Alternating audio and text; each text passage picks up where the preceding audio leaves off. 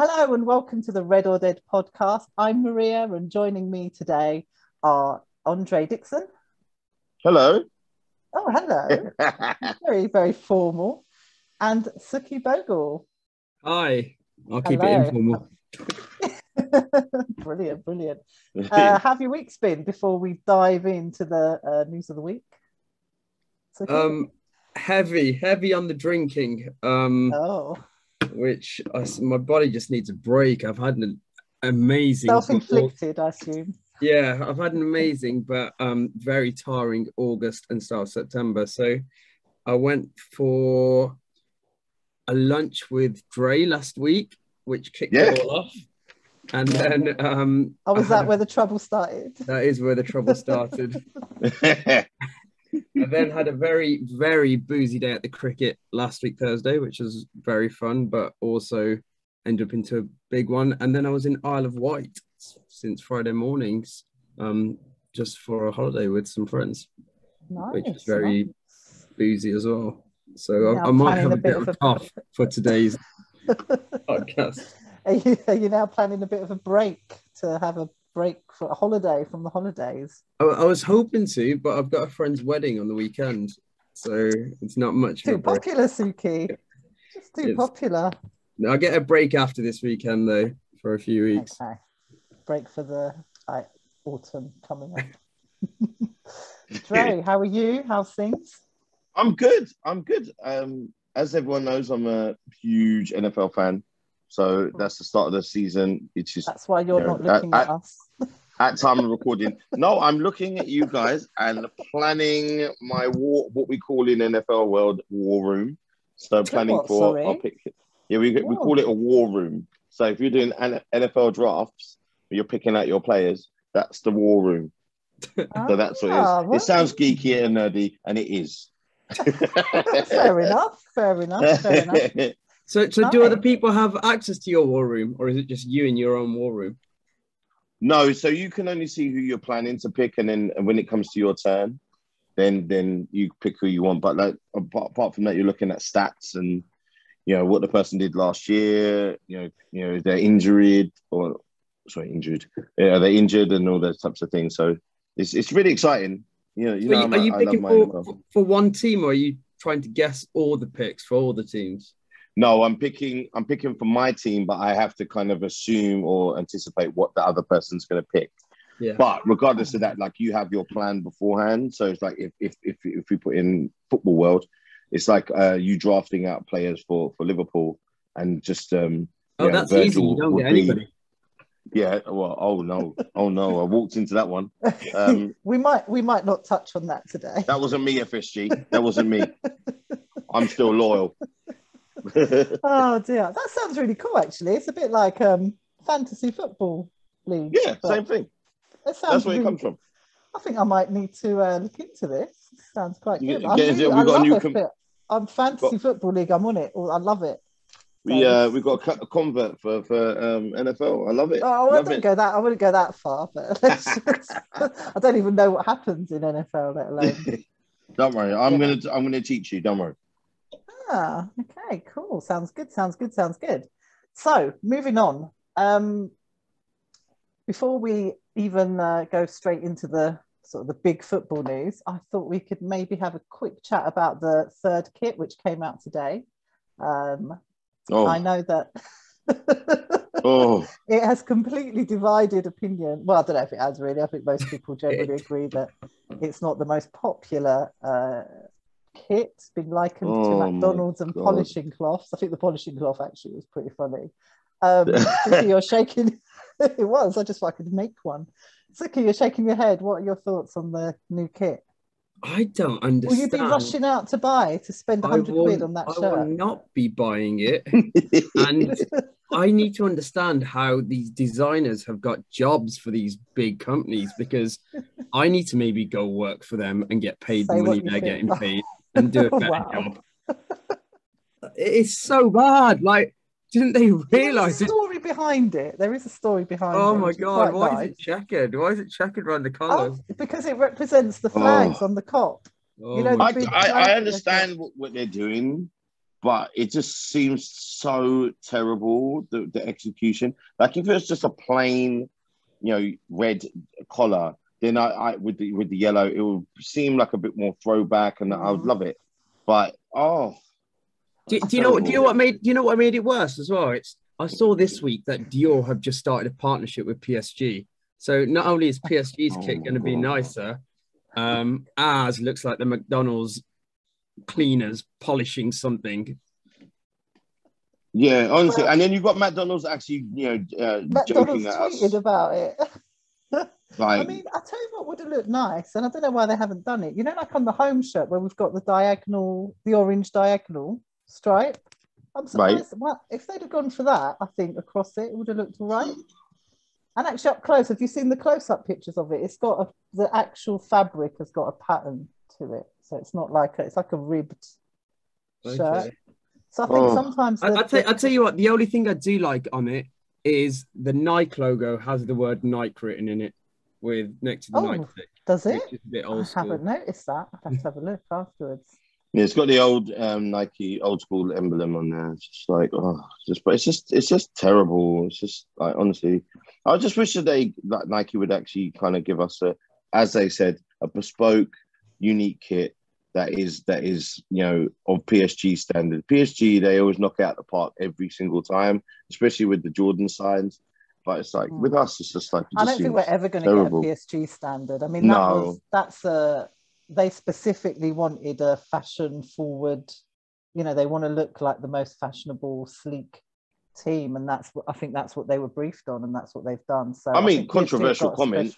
I do think that out of all the football fans, Liverpool fans actually care about their style a little bit more than others. Like, the Adidas is the boot, the trainer of choice, and I mean, I'm not saying that they're like high street fashion forward, but like they do care. There is like a nice little uniform. Adidas Sambas is the chosen trainer. I don't know if you agree, Sukhy, but I do feel that people kind of we actually was if you look at the history of Liverpool fans, like there's a documentary. Doesn't agree.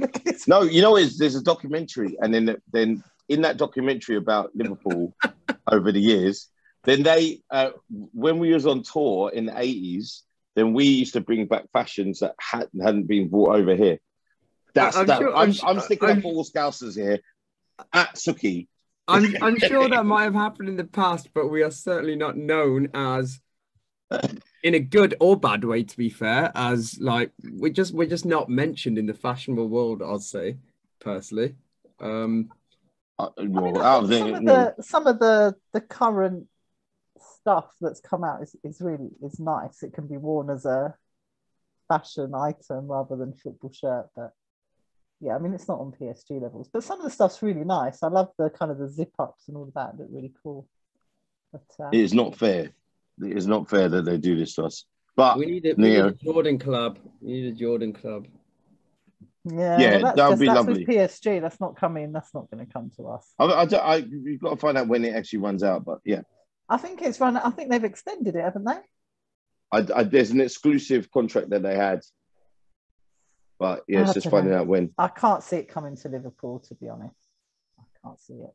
But anyway, so I mean, so moving on from one depressing fact to another, we've got news. A few quite worrying things that have happened the past week. We had Naby Keita stuck in Guinea after a political coup, which was quite worrying.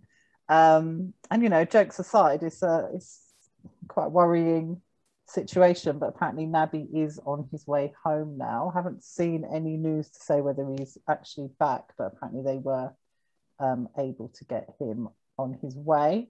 And then we've had a few injuries as well during international break, which hasn't been too good. It sounds like I'm giving all the bad news right off. I'm not sure if this is going to get any better, guys. Sorry. So we've Minamino has come back injured. Elliot has come back injured, and obviously Firmino's out, which we already know. So we're kind of down on players. And then to add insult to injury, today we heard that our Brazilian players will not be allowed to play any games for the next 5 days, which obviously that hasn't been confirmed though, has it? It hasn't been confirmed, but it's been requested by Brazil. So FIFA are going to make it. Nothing though. Surely FIFA should just ignore that. One FA can't just ask.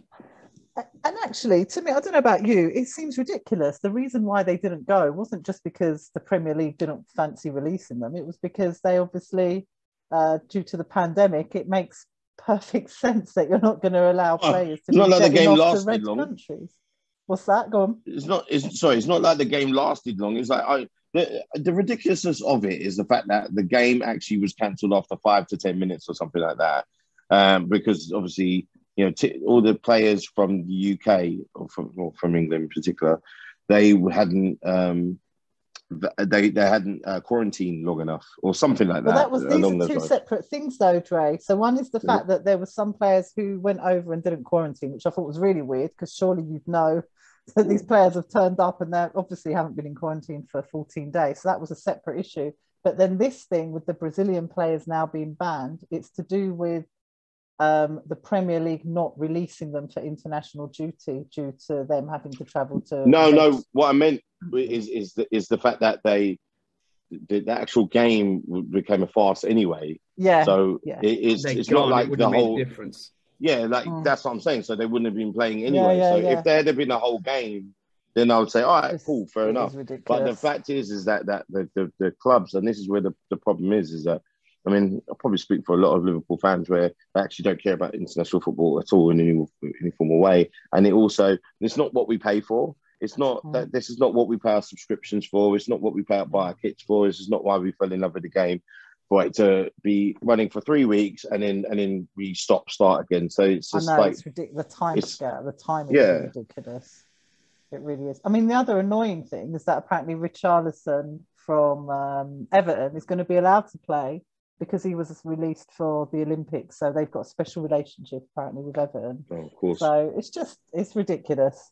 Surely the Brazil FA can't do that. Surely FIFA are above that and can't just give in to personal requests like that. Where the banned from FIFA. No sense. Sure. Like that makes it even more ludicrous that the Brazil FA are asking for every player apart from one who is favourable to be banned. Surely that is no. But I mean, look. At the end of the day, is the reason why they obviously do that is to stop people from, just opting out. It's to stop players from opting out to play for their club, or club put pressure on the players so they don't play in important games to qualify. Because obviously, from their point of view, it's a qualifier for the World Cup. But I mean, pretty much from what I understand is that they're pretty much qualified already. So this game really didn't make a difference. And there's a global pandemic going on. So I just don't understand the logic behind this whole thing. Hopefully it gets overturned. But even if it doesn't, I am convinced that we will win, but we'll get to that in a bit. Well, let's move on to the Leeds games. We've got Leeds coming up on Sunday. We're minus, well, at the moment, it looks like we are minus these players. Sukhy, what do you think our chances are, and who would you replace? The only players that would need replacing are Alisson, Fabinho, and obviously Firmino, who's out anyway. So what do you think our chances are given the circumstances we're now in and what we've been told? And who would you replace, well, our midfield really with? I'd still back us to win. The worry for me is goalkeeper, and we didn't go into the market again after failing to have a decent backup keeper for however many seasons now. It's cost us in the past. It's cost us in, I think it was Chelsea FA Cup 2 years ago, the Atletico semi-final called last 16 game a couple of years ago in the Champions League. I just don't trust Adrian in goal. I can't believe we offered him a second contract, but I'm not going to go into that again. I assume we'd play Kelleher over Adrian. That's what I think would happen, because he's actually second, isn't he? He's our second keeper. But the problem is, I think Kelleher also showed me why he probably wasn't good enough to be a second. His last few games he's played, I'm sure he's going to be one in the future, but he's not now. And my worry is when we do change from Alisson, it just unsettles the back line. Hopefully having Virgil back now will combat that slightly, but it concerns me, especially when we conceded 3 goals against Leeds last season. So, yeah, I'm not as confident going into it as I was before, but I'd still back players, or I'll still back Salah to score. Yeah, the worry is we don't have any options off the bench now either. So in attack, we've got to go Mane, we've got to go Jota, we've got to go Salah. I don't trust Origi. Minamino's injured, Harvey Elliott's injured, Firmino's injured. And now who would you replace? Sorry, go on. We're already 3-4 weeks into the season, and I just feel the lack of purchases are already biting us in the ass. In terms of midfield, Hendo dropped back to Binho's position, and then I'm not sure if Naby will be back or not, but I expect Thiago to start, and then probably the Ox, I'd say. Okay. Lead rock. Yes. At long last, he's going to get a chance. You know, I'm kind of happy. I'm kind of happy that in some form of way, obviously, I prefer our Brazilian players to be able to come back and play. But I think this actually cans those who probably feel a bit of aggrieved being on the bench for the Chelsea game an opportunity. So I'm looking at pretty much it'll be the midfield that started. I can't remember if Fabinho started against Norwich, but it'll be Hendo. I will go with Hendo, Keita, and I'll go with Ox. Okay. You know, I mean, if Keita's fit enough to play, then cool. If not, then obviously I'll go with Thiago. I just think that it gives them an opportunity to be able to stake their claim, and also it's a rule that they're not allowed to play in the Champions League game. No, it's just for 5 days. So that our Champions League game is okay, but I think any teams that have got Monday or Tuesday, I think are affected, but we're not affected by that one. See, that's a bit unfair for those Tuesday fixtures as well. Yeah. Like, that's their problem. That's their problem. They should have thought about that before they didn't release their players. So I think City, that's going to mess them up because Ederson, their keeper, and who else is there? Is Fernandinho? Does he play for the national team? I don't think he does. I think he's retired. I think it is just Ederson. To be honest with you, like, I'm not going to use this as an excuse to be like, oh God, if we lose, I'll still be like pissed if we lose, because I feel that we've got a strong enough team, and I believe in the backup keeper, because I think he played a game last season. Kelleher. I'll play Kelleher because when he played last season, then he. I mean, look, it's very rare with any of the teams to have 2 stout goalkeepers. Because if you've got a strong backup, I mean, they're really strong. Yeah, exactly. Like, they're never that strong. I mean, again, I disagree. Who's the other one? Who's got the backup? I mean, right, Chelsea have got a backup. They've got I think the world's most expensive keeper sitting on the bench. But again, that's those we're comparing ourselves to. United. I've never had a drop off in keeper. I'd say. I'd say City have usually a strong enough second. I'd say we're usually the weakest in terms of a second keeper. I mean, look, Adrian for a game, I'm not that fussed about. Like, I wouldn't. I don't think it's a long-term answer. And do remember, guys, he was part of that. I think it was like 10 games that Alisson was injured. He performed very well in those games. So.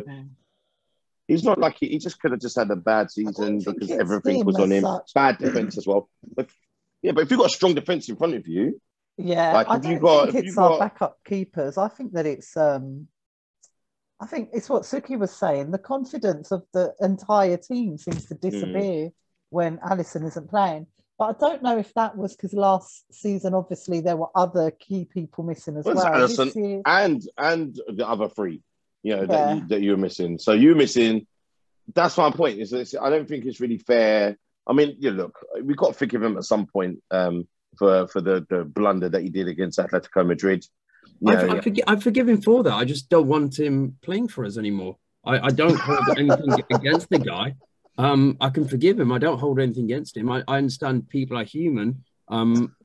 People will make mistakes, but that doesn't mean you just have to walk away. And I feel we should have parted ways with Adrian, and we didn't. And I look back, actually.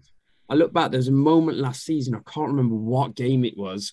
There's a moment where we'd lost VVD, and it was before Gomez got injured. And Gomez, we started doing okay in the back with Gomez in line. I remember that was the game after he got injured. And I remember Alisson couldn't play for whatever reason, might have hurt his shoulder. Adrian was in goal, and there's a point where Gomez got really annoyed because he expected Adrian to come out and collect the ball, and he didn't, and there's this confusion, and it almost led to a goal. And that just sits on my mind, and it's just that panic it creates, that he's not confident in himself, and the defenders aren't confident with him, and we don't have that excuse of all our players were injured at that point. So at that point, it was only VVD injured, because it was between Gomez and... Well, we've still got Karius as well. So we can roll them all out. They could all take turns. They need to just let him go. Like, honestly, it's so sad. I actually feel bad for him now, because like it or not, everyone can slag him off, but at the end of the day, is that he got us to a Champions League final, and I just feel like as a human being, like, all right, he messed up, to a level that I don't think many people would ever see again. But I do think that he did a few good saves. I'd play Karius over Adrian. Really? Yes. I really. Karius is a better goalkeeper than Adrian. I mean, he's had a long rest. Well, he's played football in that time since that Champions League final. He's just not. Yeah, he has actually. That's true. But obviously, those mistakes, especially in that sort of occasion, can knock your confidence, and I would be a bit worried as to how he would play in that next game for Liverpool. But actually, if we're going to keep him for the season, I actually just don't mind him going and goal. I'd rather just get that out of the way, get him in over Adrian. He did make some good saves. He did get us to that final. Yeah. I mean, I think... Yeah, but there's something that's happened while he's not able to play. Yeah, there seems to be something more to that whole issue, that story. I mean, I think Kelleher will probably play anyway. I don't think it will be Adrian. I mean, I don't know what that's doing for Adrian's confidence, though, either, because I feel like Kelleher came along and he's just been pushed aside. I think he's just happy getting offered another contract. I'm sure that would have given his confidence a boost. I know, it's insane. I was so surprised that came up. It came out of nowhere. Really bizarre. That was one of the first ones that were announced, wasn't it? So that was a bit of a weird one, but many strange things seem to be happening at Liverpool these days. So, I'm not surprised by any of it. But I mean, speaking of contracts, before we move on to like predictions and stuff for Leeds, Mo is obviously apparently in the middle of negotiations for his contract.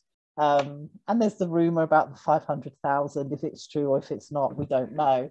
But how important do you think it is that Mo signs and stays on with us? Is he an essential to Liverpool as we stand at the moment, Dre? Yeah, I mean, like, at the end of the day, it sends a really bad signal if he's going to be leaving. I think that's probably maybe financially why they let Genie go, because obviously Genie wanted decent money, which is deservedly so. But I think that you've got a world-class striker, world-class attacker, someone that strike fears into people's hearts. I think that if you re-sign him again, then you're going to attract other players. We do need to rebuild. I don't think he's a normal person of his age, like he's turning 30 soon, or if not already. I think that he's one of those players that will play at top level for another 6 years minimum, I reckon, personally. He's that type he's got that instinctive strike and timing to be in the right place at the right time. I really like, I've become more of a fan. I'm not just like shocked, like, is this going to run out anymore? I'm sure it's not. Do you Do you think he will stay? Do you think he wants to stay?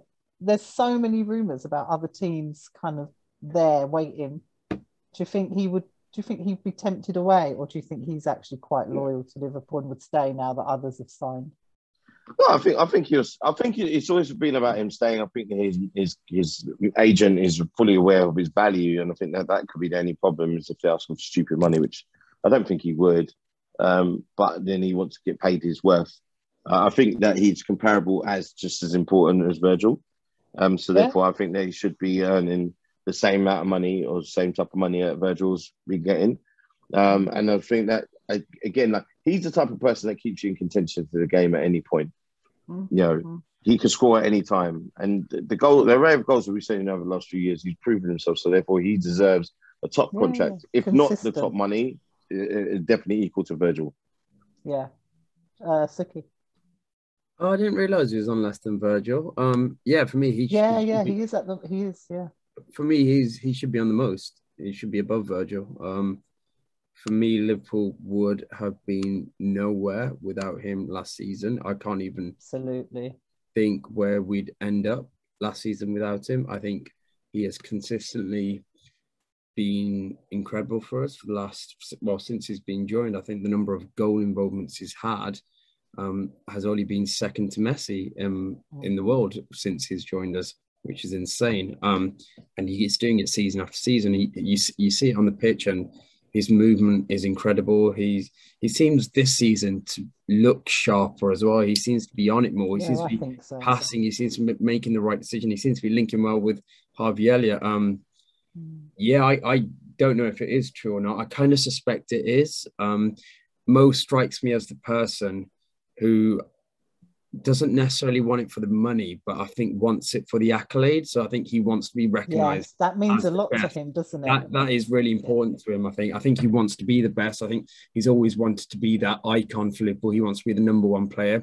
And I think it's beyond that now. I think he wants to be that recognised as the number one person in the world. I'm sure he wants to be going for things like Ballon d'Or.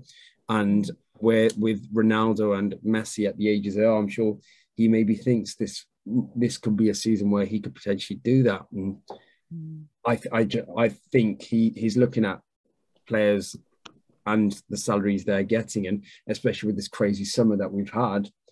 And it wouldn't surprise me if he has asked for 500 grand. Based on the wider market, he is worth that. Yeah. But it is obviously a lot larger than any of the current Liverpool players. I think it's over double what VVD is currently getting, isn't it? I don't think we're as a club we're ever going to be paying out that type of money for any player. But I do think it should be on par with Virgil or thereabouts, isn't it? Yeah, Virgil's won, or been nominated for the Ballon d'Or. It doesn't diminish in any form of way what Mo's done, but we're not that type of club. And I think he appreciates the type of club that we are, and appreciates the opportunity you give him, and him playing under one of the best coaches, if not the best coach in the world. So I mean, I think just need better support from Mane. Yeah, exactly. I mean, I think the negotiations with Mo are a little bit more complicated, perhaps, than the other players, because he's got so many endorsements, and he's a brand, isn't he, within himself? So there's a lot at stake there. So they'll be looking for the best that they can get out of this, and they know what he's worth. So it'll be really interesting to see how that pans out. But I agree. I mean, I can't see Liverpool paying 500,000 to anyone. It'd be, I don't know where that would leave. That would leave a lot of open questions and wondering how that's the chain of events is it just wouldn't work. It's never been the way that we operate, and that's one of the things. If you are a long-term lover of Liverpool, then you love the way that we are not, well, by no means small team, but we've got a smaller budget than most, and I love the fact that we operate within that sensibly.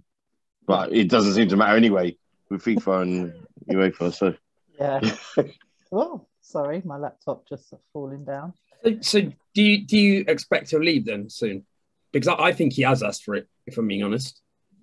Do you? No, I don't Yeah. think so. I think he's asked for a lot. I'm not sure if he's asked for that much. I think he's asked an amount that our club is unwilling to pay. Yeah, I'd agree with that. I think that's exactly what's happened. I don't know if it's the 500,000, but I think he's definitely gone in with a very high demand. And it's probably it's leaving them in a bit of a dilemma, I think, because they can't let him go. They can't. And with everything that happened with Genie as well, I just think it would leave for a start, I'd leave a gaping hole in the team because we'd have no goals. Quite frankly, I mean, if we're honest, there'd be very few goals going in. And the fans would turn completely if they let Salah go on that. I think that would... Oh, no. It wouldn't surprise me based on how the club's been run the last couple of years. You see, here he goes with this taking digs at our wonderful owners.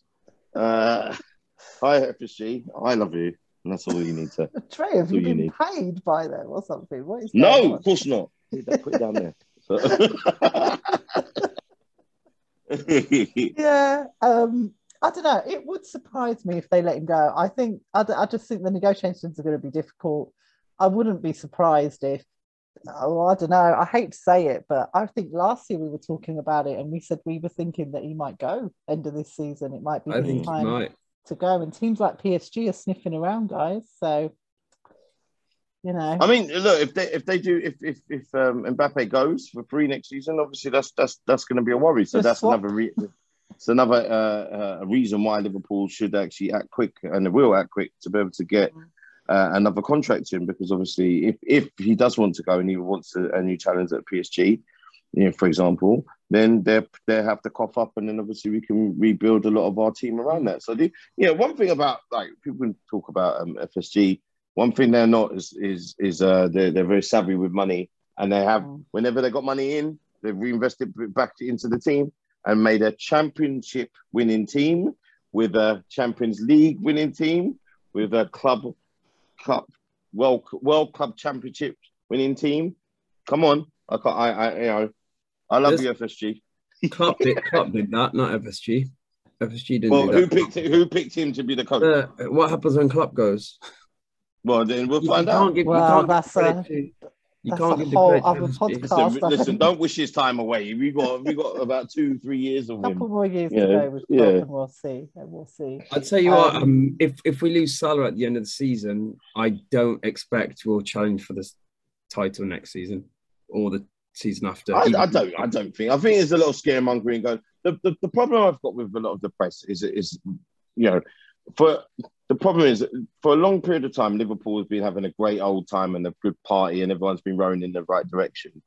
The problem I have is that we've reached a little bit, and it's a little bit of turbulence, like where we haven't been able to, through obviously again injuries and so forth, like last year, and wrong decisions for 1 year. Then I just don't want everyone to kind of listen to some of the. It's not you, Sukhy, but it's like some of the outlets who just want to divide the fan base and scare people into, oh, well, what will happen in 3 years' time? When Klopp goes, you never... Like, these guys are planning ahead. And the same way that they made the right move to be able to get Rodgers, to give him a chance, he moved the club forward. We almost won the league with him. Then they made the choice to be able to get rid of him, get Klopp, and we won the league, and we won a lot of trophies in this. So therefore, when it comes to decision making, they've actually made quite good decisions more often than not. If we compare them to Arsenal, I think if we compare them to other teams, no, you can't compare them. Arsenal are a bad example. That's like saying everybody's good because you're comparing them to the worst run example. I get that, but you can't. But I don't think you can look. What my take is that there might not be the complete cup of tea, but I don't think people know what they actually want. What if you had an opportunity to be able to move them on? What would you want your owner? So, like, what if you can carbon copy any owner? Who would you want, Sukhy, as you're here now representing FSG Outers? Who would you want as an owner if you could carbon copy someone else? Who'd I want as the owner? I'd want some of the other clubs' owners who are outspending us, not the City owners, give me an example. not the PSG owners, not Like who? not like Leicester owners, the Villa owners, But what is the Everton owners. They're all outspending. But I would say okay, fair enough. They're all outspending us, but what have they won? In the time that they've actually been outspending us, they've picked coaches that have been wrong. We're a bigger club. We're a bigger club than them. I understand that, but what I'm saying is that you've got to look at it's all well and good people saying that they want the new owners, but if you want owners like Leicester in theory or Everton's in theory, they have won nothing. Like that is the epitome of everything you don't want, and you don't. But then you don't want the type of oil merchant or state-owned company. I just don't think saying is that kind of owner, not necessarily getting because obviously we're in a position to be able to win, and we know we can. But that's what we have. But these guys have, in theory, what you have is you have owners who do the same type of things as a Leicester. Maybe have made more, obviously a little bit more wrong decisions when it comes to how they've done things. They put their foot in it a few times with the ticket prices, obviously the furloughs and things like that. But they have reinvested into the stadium. They have reinvested into the club complex. They have renewed a lot of contracts, and they have been in charge of the team that made the decisions to win certain trophies. So therefore, it's not all rosy, but it's definitely far away from it's better than bankrupt if that's the bench line you're setting for us. It's better than Arsenal if that's the bench line you're setting for us. My point to you is you're saying what have Everton, what have Leicester won. You can't do that comparison because they're not the same club, they're not the same players, they're not the same history, they're not the same. Right. Their target. My question to you is: had we had the Leicester or Everton owners, would we have won more than what we have under FSG? I'm very appreciative for what we have won under FSG, but we haven't made a mistake for one season. We have now made a mistake for our second season, or maybe our third season going into this transfer window. Yeah, but I think you have to. I accept what you're saying, but I think you have to wait for the season to actually finish. 1, 2. I think that, to be honest with you, I know it's difficult to say, but the only option otherwise from that is to go to an oil state company. You see my point? So that those are the only people that can give you what you want, which is brand new players all the time, reinvestment money all the time, throwing money at players all the time. But then the exchange for that is for you to lose the soul of your club. And I think that I understand that because obviously I grew up in the era when Liverpool used to just pretty much buy, Beardsley, Barnes, Aldridge, Ray Houghton. So we bought all of those players and we could just sell Ian Rush and get all those players in and still win the league and not miss a beat. But at the end of the day is that now you have new people in town who have endless pots of money. And there's no one there to be able to keep a check on them. There's no one there to be able to say, hey, this is not fair. You need to operate within the rules so it makes the sport competitive. You can't compete. It's impossible. So therefore, we what we've done with the budget that we have, I think is amazing. That's why I'm always grateful, because I don't want to lose the soul of my club. But some people do. Some people just want to win at all costs, and that's cool. And I understand that.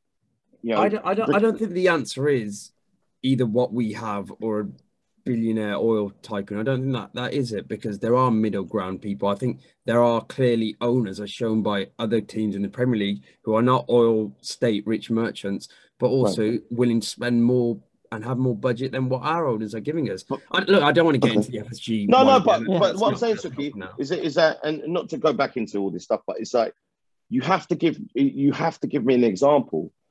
Do you get what I mean? You have to give me an example of a team or owners that have actually operated in the way that you would like. Because I'm lost. Leicester, but what I'm saying is that they haven't won anything. But that's not. And West Ham fans hate their owners. But the way you're talking is it's solely the owners, whether you win or not. That's not the case. I'm saying you can have the owners of other clubs that are in the Premier League that are spending more than us, but add that to a Liverpool with all the other various factors of Liverpool, which is the manager, the team, the history, the training facilities, all that. And I feel you'd get more trophies than what we're getting right now. And you'd actually have a happier I think I need to team. Yeah, I think I need to see. Well, the team's happy because people are renewing their contract. Let's just be honest, right? Everyone's renewing their contract. All the big players are. Virgil was no short of suitors if he wanted to leave. So therefore, he's renewing his contract. So is the rest of them. Mo Salah wants, he wants a lot of money, but he wants to renew his contract. If you didn't want to renew his contract and thought we was like the old days going nowhere, you would be the first one to be out and saying, "Listen, I ain't going to resign." I see your point, and I get the frustration from you and other fans, and I definitely am with you on that, because I would have liked them to be able to just to make a statement to the fans to say we are about that life of winning and competing, that you're going to buy another midfielder. If they'd have bought an Ndidi, or if they'd have bought another attacker more so that we actually need, that would have made more sense. Even the one that I was suggesting, just that would have been a nice signal or sign to the fans. Problem is that if you are operating within a budget of being sensible, maybe too prudent, then I think that what they'll do is they'll be like, okay, well, we're going to invest in theory heavily next season. We're not going to do it now, or we're going to invest in the next window, or it may be Klopp saying, what I have is enough. My question to you, Dre, is going into this weekend, I know you're not worried about Leeds, and maybe that's lucky that we're playing Leeds rather than somebody potentially that we should be worried about. We've named our 11 that we expect to play against Leeds. Okay. If we are drawing, who do you bring on? But that's my point. So that's where I'm 3/4 of disagree with some of the things you say, or but then that's the bit I agree on. Like, the end of the day is that unless you're going to bring on, I don't want to see Origi anymore. Like, I think he needs a change. We need a change from him. Minamino needs to actually be given an opportunity, but I definitely would have liked someone. He's not available. Oh well, yeah, but I would have liked for them to be able to get someone else in. But this is that's what where I'm I'm saying. at. But I can't, just because of that one thing I disagree on. We've gambled on no injuries, and already in game 4, we've now picked an 11, and I actually can't think of any player I'd want to come on to replace starting 11 if we're struggling. I'm with you on the stocking up and reinforcing the bench or opportunities to be able to kind of make sure that we don't miss a beat when we're trying to win this league. I'm completely with you. I think there's more to it than that. I think there's a lot of players now that rather play. I think the culture of football's changed, so people don't really just come to Liverpool just to sit on the bench. So if there's someone who's playing for West Ham or Norwich or something, that they're playing week in, week out, then they would think, actually, I stand better chance to be able to go to the World Cup, staying where I am, playing every week, showing what I can do, rather than kicking my heels on the beat on the bench. So, but I'm not dismissive of what you think. I definitely am with you on that. I just think that there's a middle ground that I think it's like polarizing. It's like people are out or in. I think there's got to be a bit more nuance and a little bit more temperament of being appreciative of what we have compared to some other F-ups that I've seen some other owners do. I think you're misunderstanding. I'm weighing up all the arguments, and I'm appreciative of all the good things that are there. I'm recognizing all the bad stuff, but based on all of that, I can then give an opinion, yes or no. And based on that, I am FSG out. Whether that's a hard FSG out or a soft FSG out, that is still in the direction of FSG out for me. That's not me saying I'm speaking only negatively about FSG as a whole. No. That's me saying I'm taking all these nuances, I'm taking all the positives, I'm taking all the negatives, and I'm weighing those up. And for me, that is FSG out. That's what I'm saying. I'm not fully going after FSG. I'm appreciative of what they've done. I'm glad we're not an oil run club.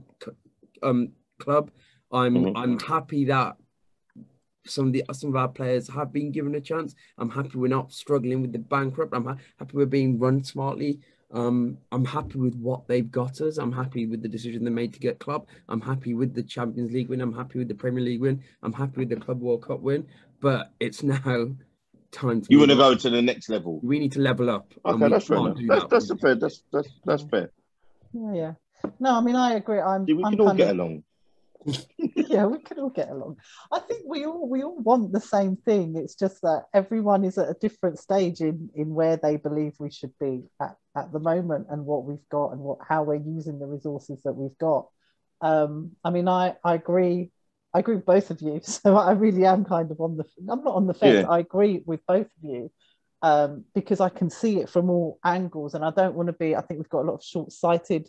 I don't mean you guys at all. Short-sighted fans at the moment who are just focused constantly on one thing and the lack of signings, which obviously is a really big thing, and it's a huge. It just seems inconceivable that they would do that, bearing in mind what happened last season. It seems like the most strange decision that they've decided not to sign anyone at all, because we would have all been happy with just one person, one striker, I think, for this, and we didn't get it. But there are other things going on as well that we have to bear in mind. So, we have got the new training facilities. There's stuff has been done to the stadium. They're trying to build up this sort of world-class youth academy, and we've got lots of development going on around Anfield. So there's loads of other stuff going on as well. And I think they're in a difficult place in terms of trying to use the money smartly and do what's needed to develop the club even further as a business as well, that brings in money. So I think that's where there's a lot of difficulty. But bearing in mind timings and our time tonight, before we round up, or before, because we could go on about FSG forever, I know we could. Next week. Next week, 5-hour special. Do it in a boxing ring. Before we round up for the night, shall we all go around with our predictions for Leeds on Sunday? Let's start with Sukhy. This is assuming the players are out. Yes. With the players that we said, yeah. Okay. I'm going to go for a 2-1 Liverpool win. Lovely. Dre? I just don't. I think they're quite naive tactic. I think they're quite naive defensively, and I think that we're not going to. The team that they played at the start of last season has a point to prove and likes to keep, clean sheets. So I do think we're going to win 2-0. Okay, 2-0. I'm going to go 2-1 as well. I think it's going to be 2-1. I'd like it to be a clean sheet, but I don't think it's going to happen, unfortunately. Fabulous. So, do we need to see the AC Milan ones as well? No, because we're recording next Wednesday, aren't we? Yeah. The match is on Wednesday. Oh, it's on Wednesday. For some reason, I was thinking Thursday. We could do Milan scores. And by that point, we'll have our team. We'll have the full squad. Yeah. I mean, Milan aren't a good team, and obviously they've lost their best player, which is their keeper. So again, I'll probably will go with the 2-0 just from what I've seen of them this season. Okay, Suk? I'm gonna go 3-0. Oh, I'm gonna go 2-0 as well. I'm not gonna go too crazy on that. Trying to be as conservative as possible. Trying. We haven't got a single score right this season. Have no, we? My God. I came close to it. Salah had not tried to pass it to Mane. You came the closest a few weeks ago. Whatever, I can't remember what it was, but we're definitely against Norwich. If Salah had not been trying to be like the most selfless individual in the world and tried to pass it to Mane, it should just blasted the goal in, and then I would have got my score right. But if somebody. Yeah, exactly. Those are ifs and buts. If the goals have gone in, then if we signed Mbappe, we might. If we signed Mbappe and then brought back Baresi. No, you never know. Haaland in the summer. Those big signings we've been promised for the past few years might actually happen. Maybe that's Ellie, this is your doing. This is your doing. Ellie, stop with all these extra sites that you've made up. Saying, honestly. So thank you very much for everyone tonight, and we look forward to the Leeds game and the AC Milan game, and hopefully we'll be back smiling next week with a full squad and lots of happy goals and things to talk about. So thank you very much. Bye-bye.